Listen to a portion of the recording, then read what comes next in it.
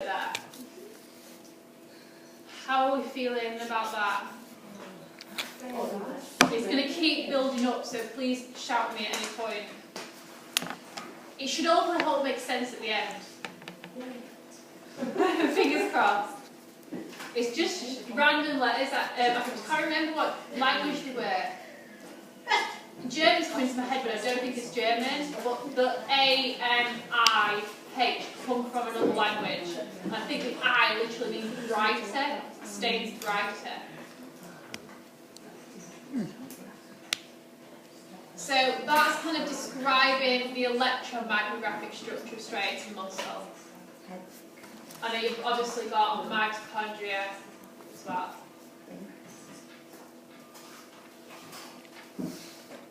Yeah. You'll miss the hard bit. We will go over it in revision next week. That's alright. Just to, Laura, just to double check, is this H zone and H zone and A band. okay.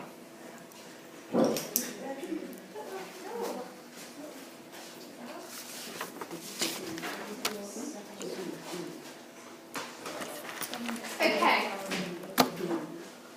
Are we fairly as happy as we can be with that? Yeah? So when the muscle contracts, it's called the sliding filament theory. And that means that the thick and the thin, the actin and the myosin, slide over one another. And that's what makes the muscle smaller. So you can see when it's relaxed, you've got this H zone. When it's contracted, the two slide over one another and you lose the H zone. Instead, you've only got the A band. I want to show that. So you can see here, that's showing a relaxed muscle.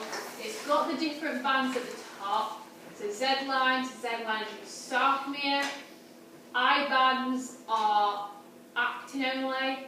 H zone is myosin only. And the A is where both of them lie.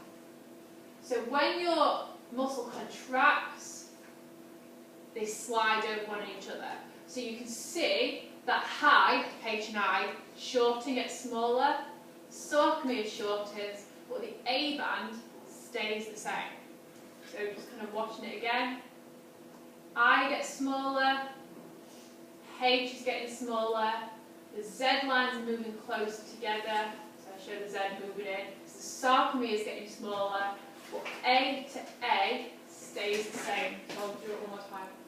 So A to A, it's not moving, it's the same distance. So when the muscle contracts, I think I've gotten it on the right hand side of your page, I bands become shorter, the length of the sarcomere reduces. So the heads of the myosin, the dark band A bands stay the same length, I bands become shorter, and the H zone is lost.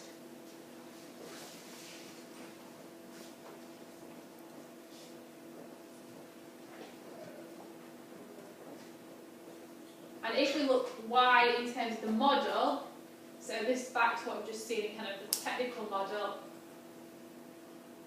I'll talk about this theory in a second, but it's kind of this rowing motion, drawing those filaments over each other, so the actin's going over the myosins, pulling the actin in, and they're getting smaller. So do that just one more time. So actin is getting pulled in, the Z lines, the sarcomere is coming closer together, and the muscle contracts. And it goes back. So that's the electron micrograph. Happy, not happy? Do you want me to go over any bits? Most people seem okay. Sorry, I'm just trying to... Just do this with me then. So this is kind of a cross section. So where will that be taken from A, B or C? So you've got thick and thin. It's not B. B. B. So you've got thick there and thin there.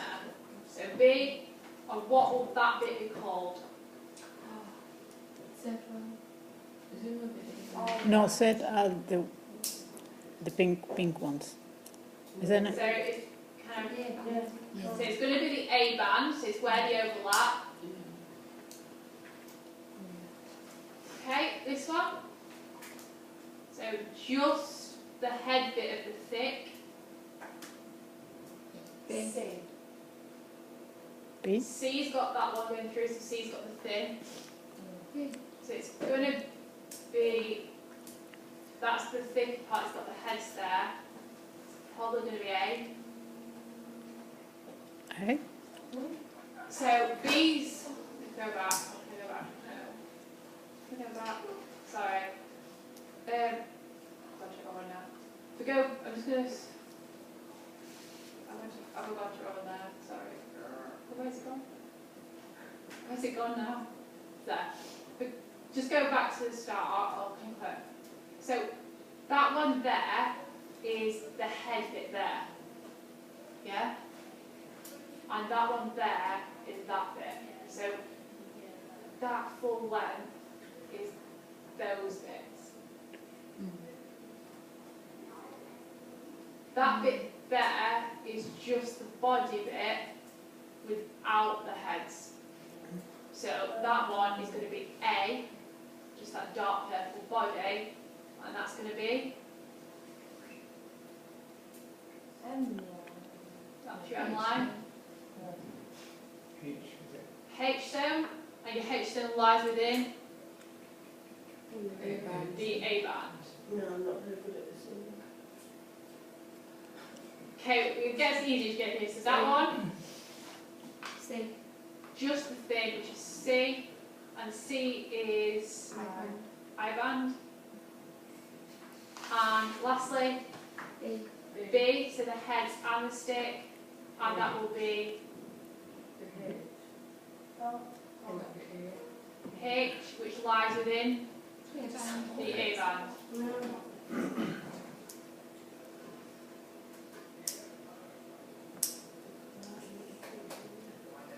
What do you reckon?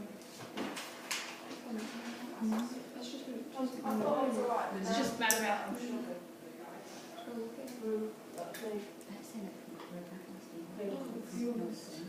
Confused. Yeah, I'm confused too. Okay, which bit? Just that bit you just done. Like, I thought I was alright and then now I don't know. Don't worry about the bit I've just done then. Okay.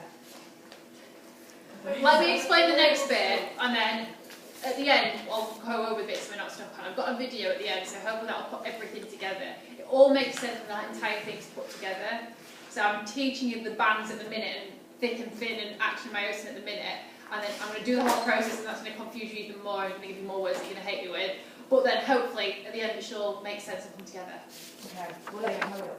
Okay. Okay, on the other sheet then, I've given you these pictures. Bear with the terminology. Yes, you do need to know the terminology, which is kind of, there's only about 10 more words. Oh, maybe 15. No, we're there. So, this here is just a representation of that thin filament. So the peachy colour is just the actin, which is a thin one.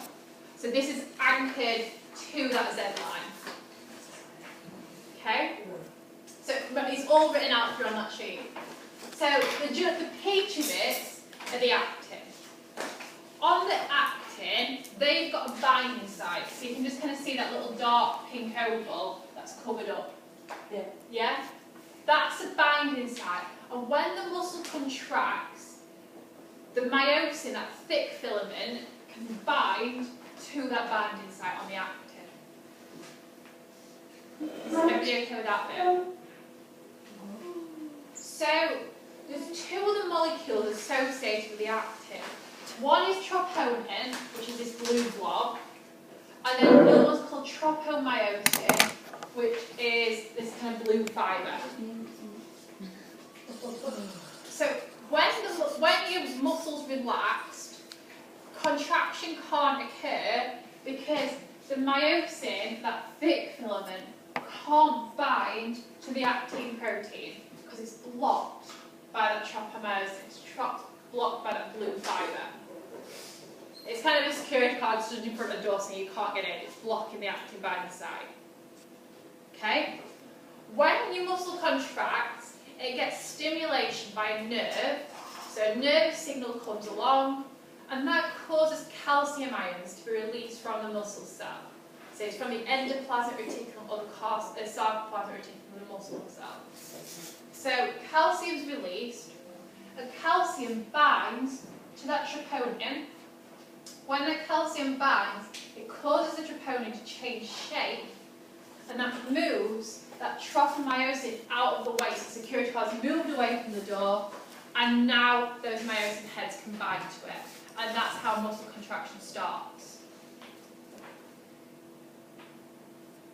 I'll show you an animation in a second, so I will go over this again in a minute. I just want to break down the fibre. So you've got your actin, this thin filament.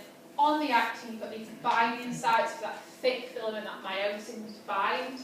And then you've got this troponin, tropomyosin associated with it. And when you get muscle contraction occurring, calcium ions bind to this to reveal these binding sites. Bear with me, please. Give me 20 minutes, and then if you don't get it, then you can kill me. Okay. Not literally, kind of metaphorically. Okay, so myosin. So this is the other one. This is a thick filament. So those bits here is what is zoomed into for this. So this is kind of a molecular structure showing all the atoms of that myosin. So it's kind of that bit we're looking at. So you've got the myosin neck and you've got the myosin head. And it's the head which binds to the actin filament.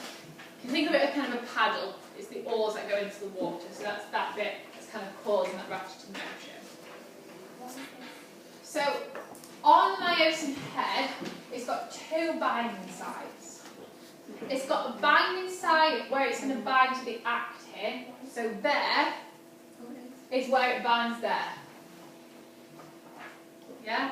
So that bit there of that head, that bit there on the head, can bind to, that molecule there. The other part of the myosin is this ATP binding site, and that's the molecule which gives the cell energy. So the ATP can bind to give energy for the whole muscle contraction process. Yeah, no? So, I'll show you this animation again, and then I'll go through it again.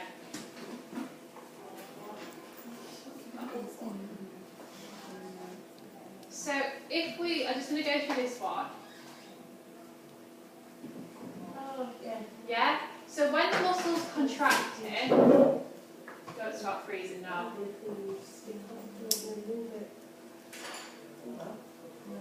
No.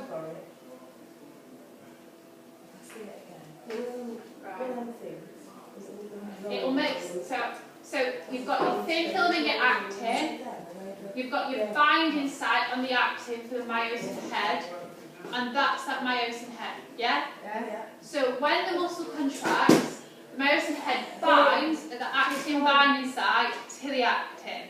Get it? Yeah, I do. Yeah? Okay. And then it can move the actin forward so the actin's getting closer together, the sarcomere is moving in. Yeah. And then it can continue to release, binds to the binding site, drags the actin closer. Binds to the binding site, drags the actin closer. Okay. I'm going to add two lots of detail now. So, first time I'm just going to go over everything I've just talked about. Second time now I'm going to bring in ATP, and that's it, I promise I'm done. Okay, let's have a go. Forget about the ATP for now. I'll bring it in the second time. Don't worry, I'm going to talk about that yet. Okay, so we've got our actin. We've got those binding sites on the actin for the myosin. So that's that thick filament, and that's the myosin head. It's got an actin binding site, which is probably around here, and it's got an ATP binding site which is here.